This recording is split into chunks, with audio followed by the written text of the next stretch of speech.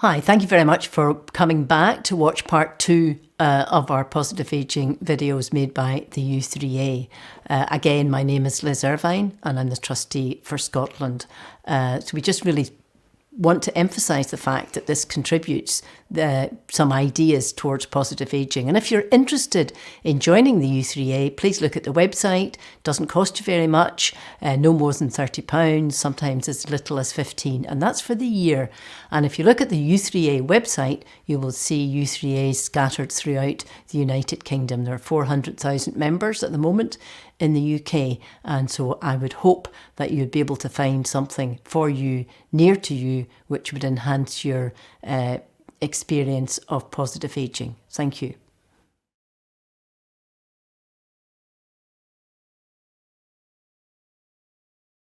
Thank you for joining us today. My name is Susan Murray and I'm Director of the David Hume Institute, and I'm here to chair, although informally chair, a conversation this afternoon about positive ageing. So I'm going to ask each of our panellists to introduce themselves and also tell us a little bit about their thoughts on positive ageing. Liz, over to you. Hi, I'm Liz Ervine. I am the trustee for Scotland for the U3a, or I should say I'm the proposed trustee for Scotland for the U3a. I haven't quite taken over post just now. And for me, what do I think of when I think of positive ageing? I suppose it's people living a good life, their best life that they can. It's a positive thing. I'm Alan Gow, a professor of psychology at Heriot-Watt University, and I'm interested in how our lifestyles, behaviours and environments affect our brain health as we get older. So for me, the idea of positive ageing is what can we do across our whole lives to build and maintain those capacities to ensure we can live those happy, positive, fulfilled lives as we get older.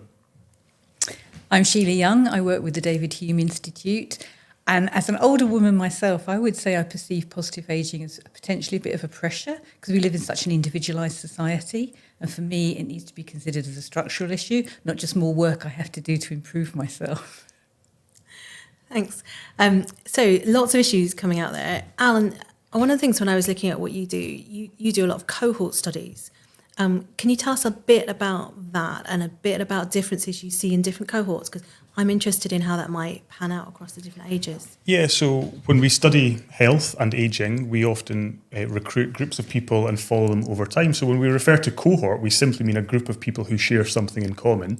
And the thing they share in common in some of the studies I've worked on is that they were all born in the same year, for example. So technically the same age, but not experiencing ageing in the same way. So why do we do those kinds of studies? It's to identify what might allow some people to age well, age successfully, age healthily, depending on the terminology, where other people are not experiencing that kind of ageing. So we identify the lifestyles, the behaviours, the environmental, structural factors that might be important.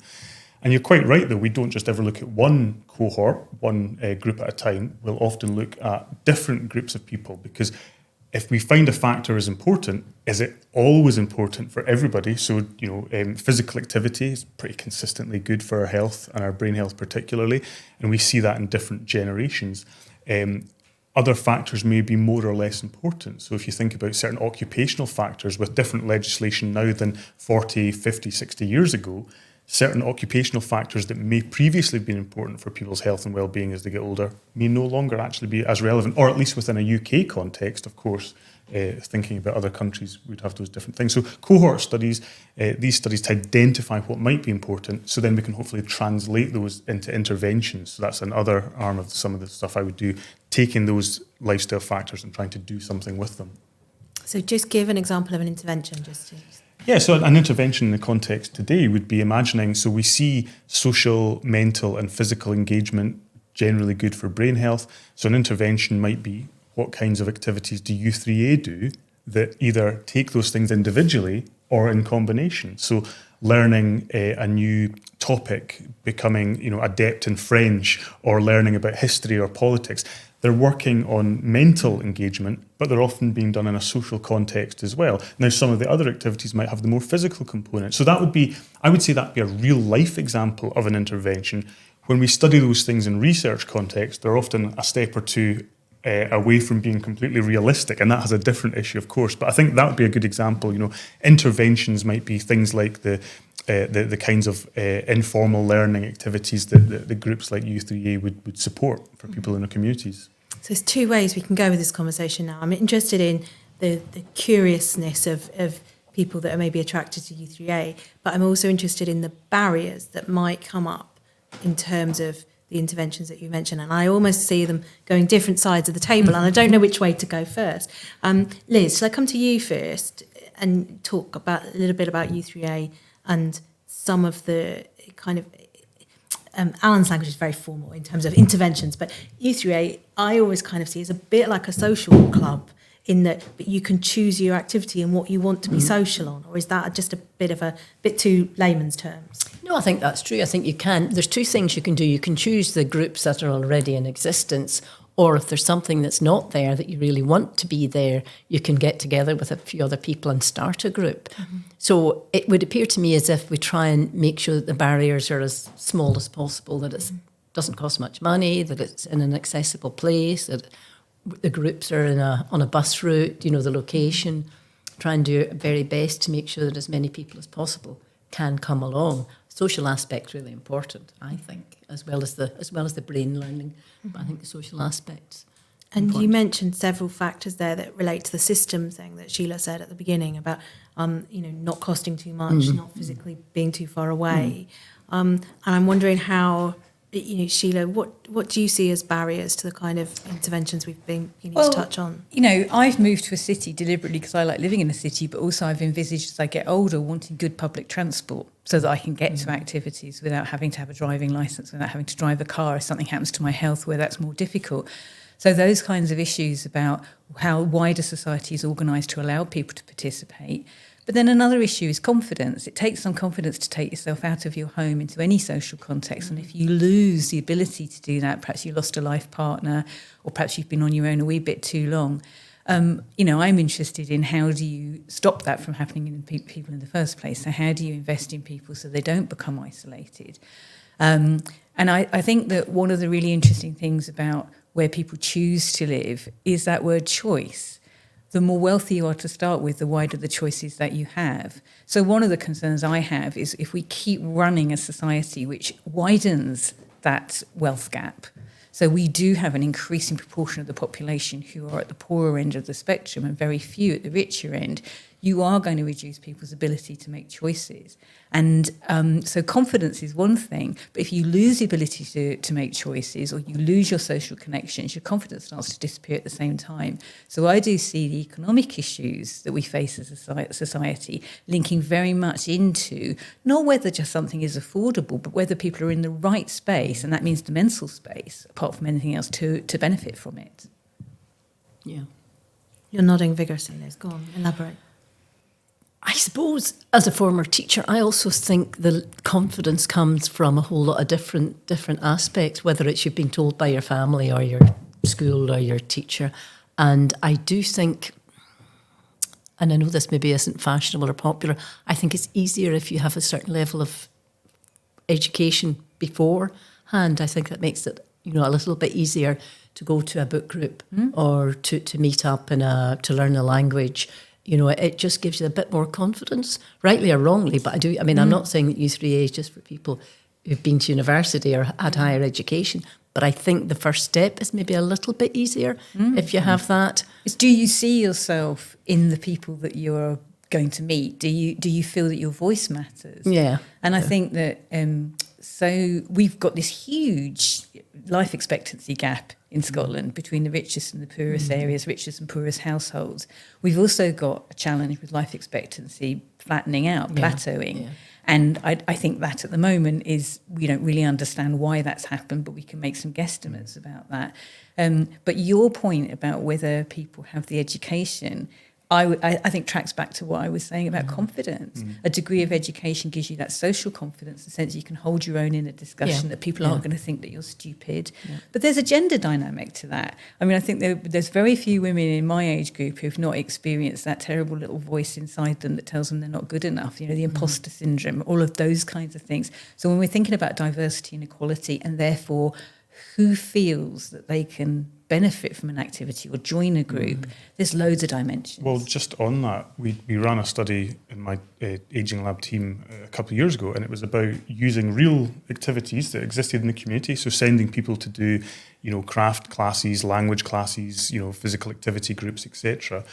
And after the study, we asked people, how they got on, we did lots of assessments of physical health, psychological health, etc. But we also asked them about their experiences. And one of the things that did come out from some people was that they would never have signed up to those classes had it not been in the context of a research study. Now, for me, that was really interesting that, they'd been recruited into a research study, which has all of these, requirements, got to come to the campus, do all these tests, get a little saliva sample for different things, do all your blood pressure. So it's quite an intense thing. Then you get sent off to do a class for 10, 12 weeks, and then you come back.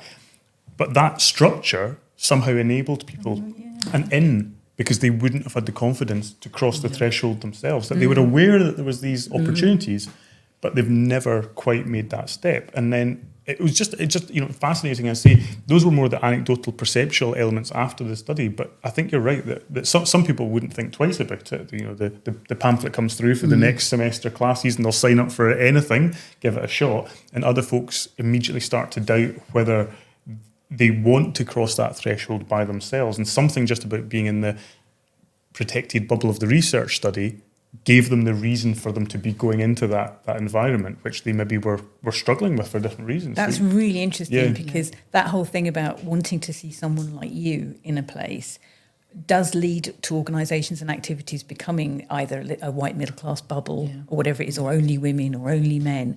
And structures and systems that can get around that are so important. So I've seen something with physical activity, actually with young parents, where a buddy system was put in operation. So people who'd got their gym pass would agree to wait for someone who thought they might like to come on the doorstep of the gym. So it didn't matter if they turned up or not. It wasn't some great plan. They were going to go to the gym anyway, just to buddy them in. So that idea that it was someone like them that they would meet on the doorstep, they could at the last minute cancel, so it was really easy, no pressure. And yet you're talking about something that has quite a lot of pressure attached to it, possibly. But it's also something about structure, isn't it? It's something about someone being brought into a space for some legitimate reason, and almost that gives them the passport to go through the door. Yeah, and I think some of the other things we're thinking about is purpose as well. The idea of what helps us age well, having a purpose, having a reason, having an objective. And I think, that's the study gave people the bit of purpose that they might have, to do that bit of learning that they might not have been able to apply themselves. And I think it's almost then thinking, how do you apply that more broadly? So if we want more people to engage with learning opportunities, with skill development, with just being active and engaged socially or physically, how do we, it's not about the opportunities are one thing, but the getting people into the right frame of mind to take up that opportunity. In your experiment, though, do you think there's something about altruism there? Because they were doing an experiment which would help other people, and it's often easier to do something where you think, it's not just for me, I'm helping people. Was that part of it, do you think? So we didn't look at that specifically, but I think you're quite right, that when you're signing up to a research study, you're doing it for some other grander purpose, hopefully. A study led by a colleague at Strathclyde, Dr. Louise Brown-Nichols, was all about older adult volunteers going into schools. So that one had an even higher altruistic purpose, that they were going into schools to help the children with their reading, their writing, their arithmetic, so that they were volunteering to be in a study, but the study involved them being volunteers within the community. And I think that element of generating purpose, generating structure was really powerful in that study, particularly, maybe more so in the study that I was leading, which was more about people's individual activity decisions. So a higher purpose bigger than just going to learn or be curious. Well, it's so funny because when we did a survey a few years ago and we were asking a whole bunch of questions about thinking skills, brain health, one of the questions we asked people was, how important do you think each of these lifestyle factors might be? And there's lots of things in there: sleep, diet, social connection, etc. The one that came out top was purpose. People believed sense of purpose, having a purpose, was the most important thing for keeping them mentally sharp as they got older. So that really surprised me. It doesn't surprise us when we start to speak about it, in the sense that if people have the purpose, the other things then fall off of that. But the purpose element really, pushing a lot of those activities, to the fore, allowing people to open up those doors. And can I ask, did you, after 12 weeks of tracking and them coming back and being measured again, did you go back again afterwards and see whether or not they'd continued the activity? So we were slightly hampered in that with COVID coming. We just finished the testing and then lockdown happened, but we have brought people back more recently with some focus groups. So one of the researchers, Malvina Nichel, is currently analysing that and exactly what you're talking about. Did participation in that research context enable people to keep more active, whether on the same activity or something completely different? Mm-hmm. And we are just about to start bringing people back for which will be a 5-year follow-up rather than the sort of 3-year follow-up that we maybe had planned, to talk exactly to those questions. Mm-hmm. Did that bit of new engagement change anything in the longer term? Because that's, I think, what we're all interested in, that first step across the threshold to that class. Does it then open up that opportunity? Because if it's just one class standalone and then reverting back to normal activity, it's probably not had the impact. So I'm sure you've got lots of things in u3a about once you've got people engaged, how do you continue to do those things? I think if people, I think it's about, for me, it's about being part of a sense of community and friendship and social interaction. So once you've gone through the door, I like to think that we're enabling people to meet other people, whether it's just a coffee and a chat, and that helps give you a bit of a sense of, well, I've met so-and-so and I'm now going to go to the book group with the person I met at coffee and chat, or I was wondering about learning a language, but I've now met the person who goes along, coordinates the language group, so I feel a little bit more comfortable about going along to the language group. But I do think getting people across the threshold, number one, but number two is making people feel or enabling people to feel comfortable and connected, I think is really important. That you haven't just joined an organisation and filled in a form and you're kind of left there to hang, like that you've got a connection. And that was one of the things. We did a survey in our West End of Glasgow group, and the survey asking people what they would like us, things we could provide, and one of them was just an opportunity to chat. So once a month we do a sort of, I call it coffee and chat, and just people, I hire a room and people get coffee and cake and just chat, and that seems to be very popular. Because we didn't do it over the summer and we're doing it on Saturday, and people are saying, I'm really glad that's starting up again. And that's about connection, I think. We just had a short intermission there for childcare, and we've got a new little friend that's just joined us on the panel. So we'll carry on. Sheila, you were then telling us about financial insecurity. Do you want to give us a bit of background on that? We've seen lately that in the research we've done that a quarter of older people are worried that their income will not be sufficient to meet cost of living demands, and a third are actually not thinking about their financial situation because they're so worried, and they'd rather avoid it. Now, that obviously has negative impacts for people's mood and mental health. And so when we talk about the social issues that we've been talking about, whether people participate in events, whether they become isolated, we can't consider those without thinking about those structural economic issues that are making people feel worried, because, poor mental health and stress are big barriers to socialising, as well as the practical issues of whether you can afford it or not. So that's why I would say positive ageing is a structural issue, not just an individual issue. You can't think your way into positive ageing because society isn't necessarily structured, and the economy certainly isn't at the moment, to make you feel confident, to make you feel relaxed, to make you feel stress-free, to make you feel that you can even actually take time out of work. U3a, is saying it's open to anybody who's not in full-time work. Are there going to be fewer of those people? Are we all fighting to increase our hours at work, not reduce them, because we're worried about what's happening to the economy? I personally have seen thousands of pounds disappear from a quite modest pension fund in the last 24 hours. That is really quite scary. So we know that we're moving into a situation where younger people don't have the inflation-protected pensions that perhaps the baby boomer generation tended to benefit from. We know we're moving into a situation where housing costs are that much higher as a proportion of income, and we certainly know about the energy costs being so much higher. So all of those are structural pressures that probably mitigate against what our positive ideas are about what ageing can be. You're nodding, both of you. So is positive ageing just a gift that some people will be able to access? I think so. The World Health Organization would use the term healthy ageing, but they define it in a way that it's about maintaining our capacities to continue doing what we value. And so you can be aging healthily, inverted commas, aging healthily, but still have a whole range of diseases or issues associated with aging. And I think there is that tricky thing with the terminology that if you say positive aging is X, well, does that mean someone's got negative aging if they're not in the positive end, they're negative aging? The opportunity aspect as well, I think, is incredibly important. You know, the accessibility of the kinds of things that are good for us, the knowing what's good and beneficial, but having the opportunity to do those things. And it isn't just all choice, you're quite right.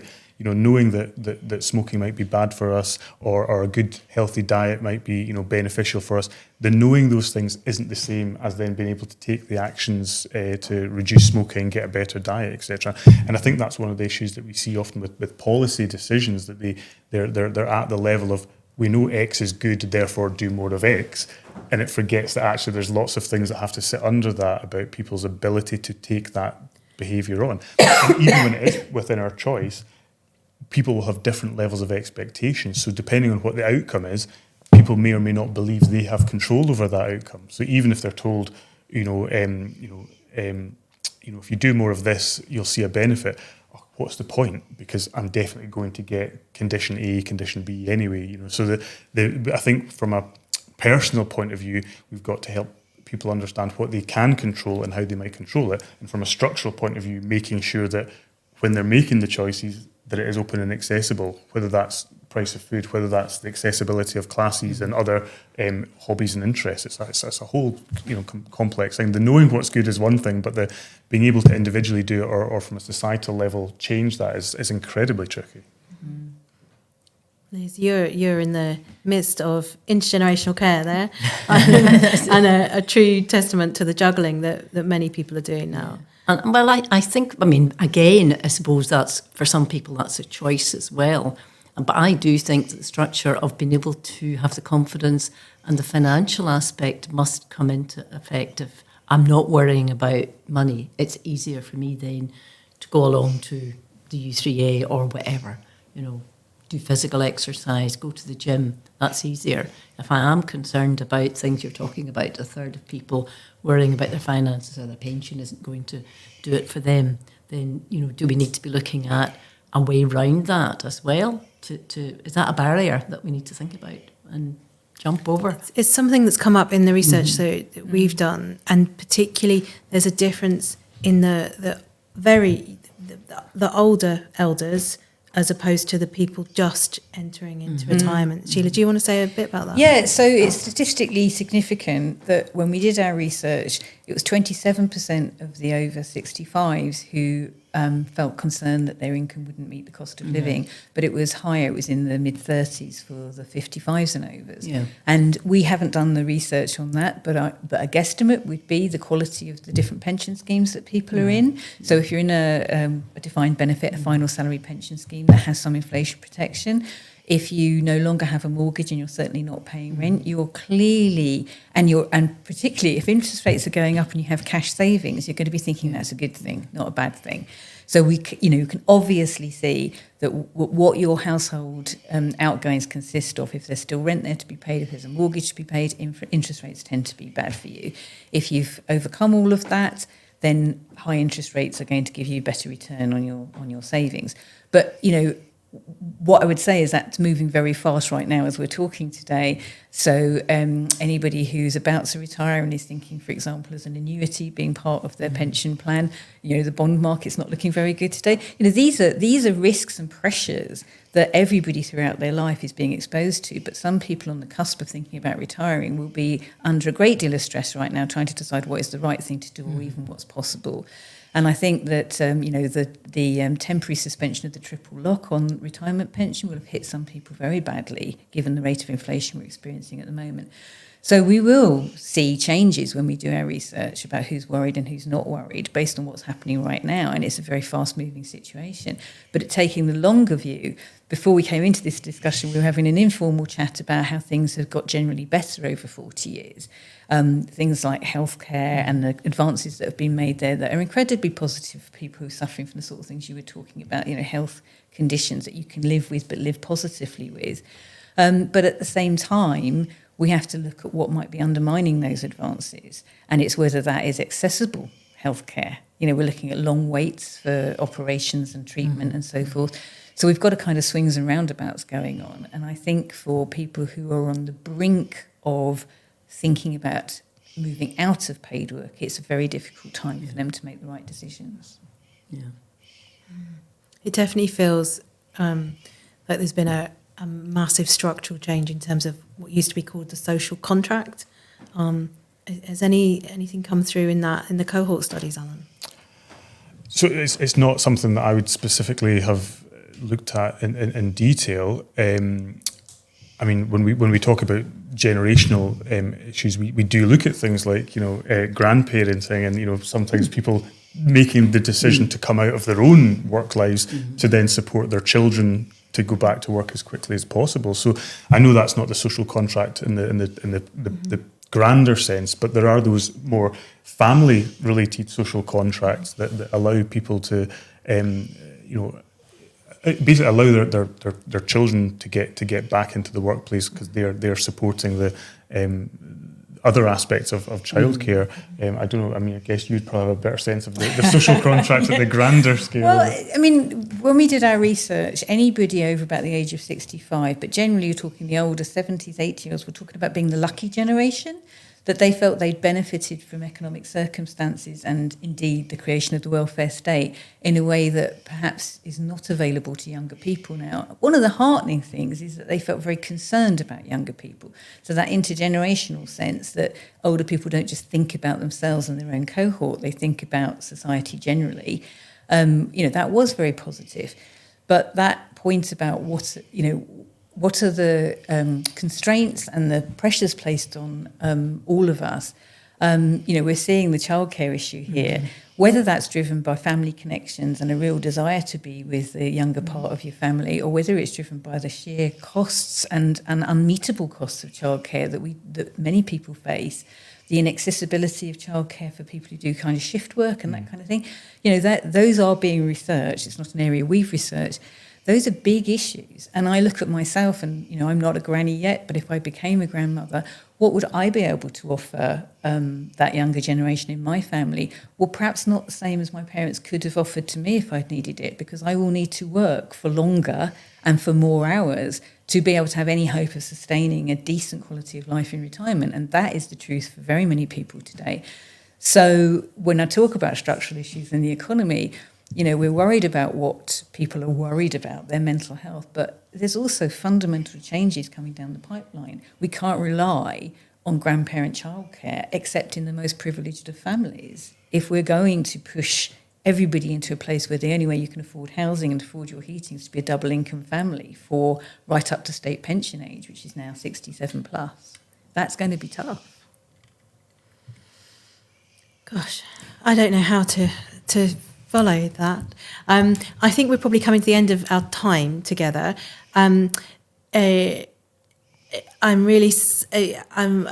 left the last conversation feeling all curious and positive, and I feel now I'm kind of like, whoa, this is a massive issue here. It's brilliant the u3a is there and helping people to remain curious and mentally active and all those wonderful things we've talked about. Well, isn't the positive thing that the u3a is a cohort of people, and because it does attract slightly older people, although it's open to everybody who's not working full time, there's a powerful voice there. And I think that positive thing about older people do care about society as a whole, not just about themselves and their own homes and their own livelihoods. And therefore, it's a powerful force for change. And the u3a can be part of using that voice to say, we do want things structured so that intergenerationally our world works well for the sort of things we care about, rather than putting people into that position where they're stressed and they're exhausted and they're tired. Let's think about what would be better. I think that's a good point. I think, yes, reflecting on the current circumstances can be quite a pessimistic thing, but I think you're quite right. Organisations like u3a that create the opportunity, regardless of the environment around us, to learn, to flourish, to grow. And I think one thing, a message that I would often leave people with, if I was doing a talk with an older person's group or adults of any age, this idea of marginal gains. And so when we think about health and well-being, we often get this thing in the media about, this one thing is important, these 3 things are the only. That's not true. There are dozens of things that might be good and beneficial to health, to well-being, to brain health as we get older. And so looking around, focusing on what are the things that we don't have that much control over, and sort of having to package those up a little bit, but thinking about what do I have control over, what aspects of life, and making small incremental changes to lots of things may be actually more beneficial than the things that we can't control. So it's not to say it's simple. It's certainly not a simplistic solution, but the idea that for flourishing in older age, being socially connected, being curious, so continuing to learn regardless of what that happens to be, keeping physically engaged, physically active, looking after our health and well-being in terms of balanced diet, reducing drinking or smoking if we do those things. So there's lots and lots of things that we still have control over, and trying to take as much of that control as possible while not ignoring the larger environment around that. And I think u3 is a perfect place where you can tick lots of those important things, and if you can cross that threshold that first time, I think it just opens up that world of new opportunity, whether that's a social opportunity, a learning opportunity, just being a bit more physically active. That shouldn't be diminished in tricky times, that's for sure. Brilliant. Last word from Liz. I think being the voice of people of a certain age and stage in our lives is very important. And I think it's a thing that perhaps maybe 40 years ago when the u3a started, but that was mentioned. I think that might have got a little bit less. But I think, one of the things that certainly we've been discussing in terms of being a trustee has been a voice for people of our age, and to express those concerns and to make it known, and not just sit here and say, yeah, we're really concerned about this and that and finances and pension and all the things that we're concerned about the future for our grandchildren. But it's about, making 2 or 3 things that we want government and society to know about. And I think being the voice is very important, actually, as well as all the other things about, doing things, but being a voice for people and thinking that they might be heard and listened to and taken note of. Thanks. I think that's a really good note to finish on. So thank you, everyone, for your time, and thank you for joining us today. We've really enjoyed the discussion, and we will continue to be curious. Thank you.